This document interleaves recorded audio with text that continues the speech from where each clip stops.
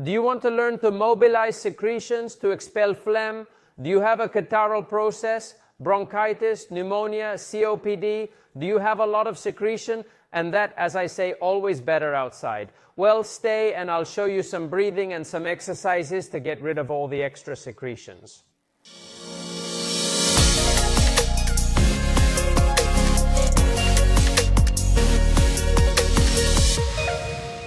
Welcome one more day, one more week to Physiolution, your physiotherapy, health and wellness channel.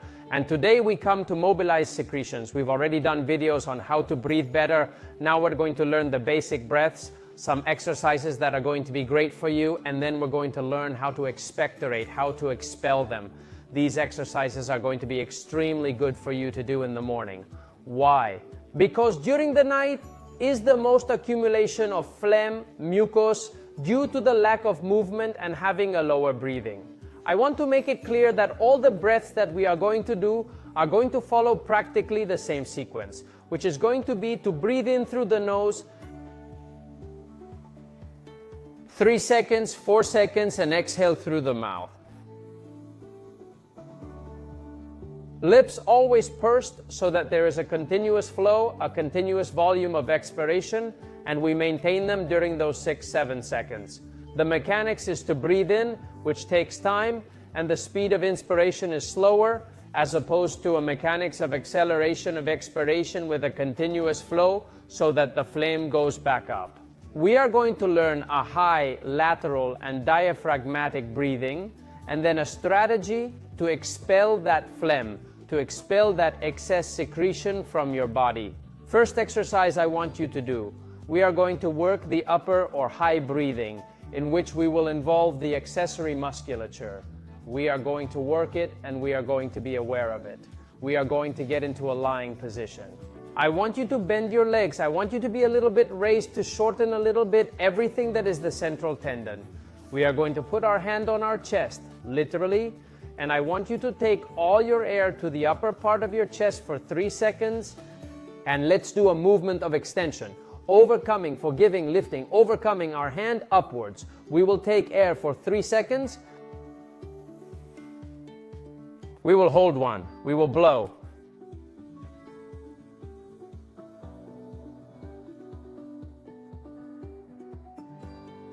Seven seconds. We take a breath again.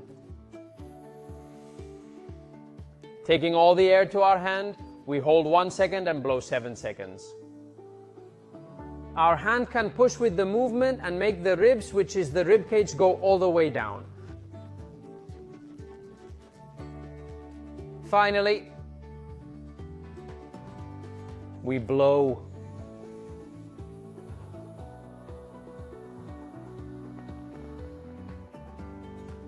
To mobilize our high breathing. Very important, leg flexion, a little bit of lying down with a good pillow to have a good flexion. This would be our first exercise that we would repeat between 2 or 3 series of between 8 and 10. Be careful not to get dizzy, not to have the feeling that I get dizzy when I do this exercise. You would have to stop directly. Next exercise I want you to do to prepare your breathing to then release those secretions. I am sure that some of you already have a cough and have already felt like coughing up some phlegm, some sputum.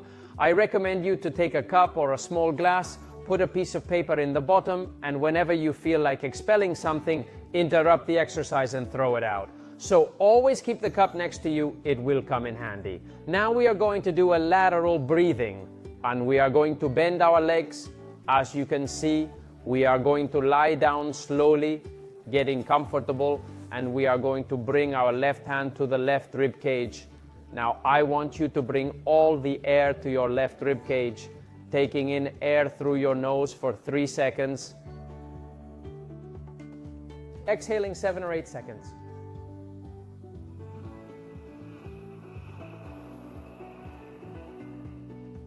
Very important, this hand. Take in your ribs as they come up. Hold it for a second. And at the same time that you exhale, you can push with your hand, making a compression and helping you to exhale with more force. Come on, more. The last one again. We breathe out again.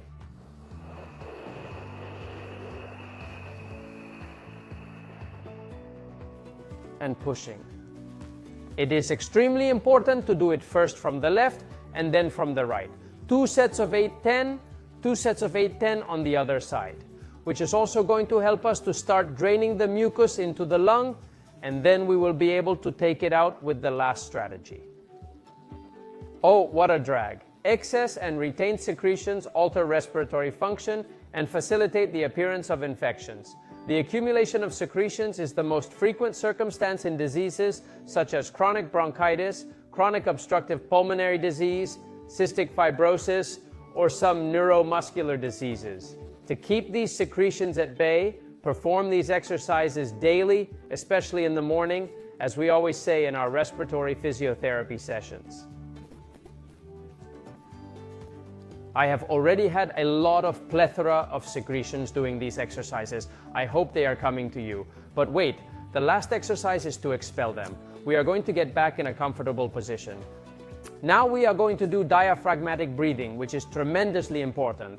We are going to put our hand back on our chest and see how it swells, but above all, we are going to pay attention to this hand that we are going to put it where the ribs end. Here is our diaphragm. Our diaphragm is the main primordial muscle that helps us ventilate. So what we're going to do now when we take in air through our nose is we're going to inflate our belly. We're going to take in air, we blow.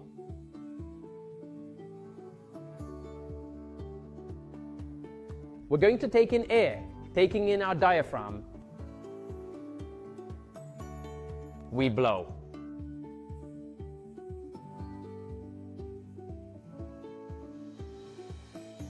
Tremendously important to receive it. And at the time of taking in air,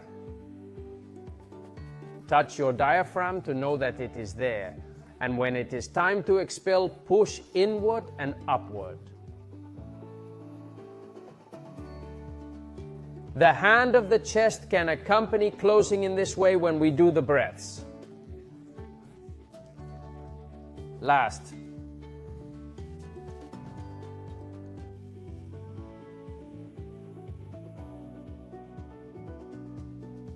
Last exercise. Well, let's throw out the phlegm, let's throw out the phlegm, let's throw out the extra secretions. We are going to put our hand on the chest and the other hand on the diaphragm, and we are going to accompany the movement, both receiving the breath and exhaling. We are going to do 3 cycles of 6 deep, strong breaths. This means we take in air, we accelerate the expiratory flow.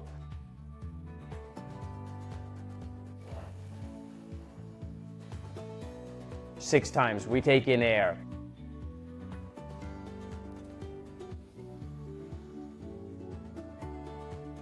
And when we get to the 6th one, if we don't have a cough, which can give us a cough, and we would take it and spit. If we get to the 6th one and there is no cough, we are going to do the following.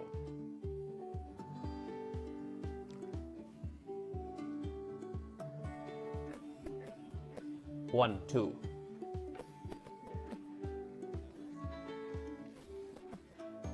Three. With that sputum that's come up, or even the urge to vomit, as is happening to me right now, we would spit into our little cup, and we would have already collected a phlegm or several phlegms. This exercise can be done up to 3 times after the first few times you are half crying.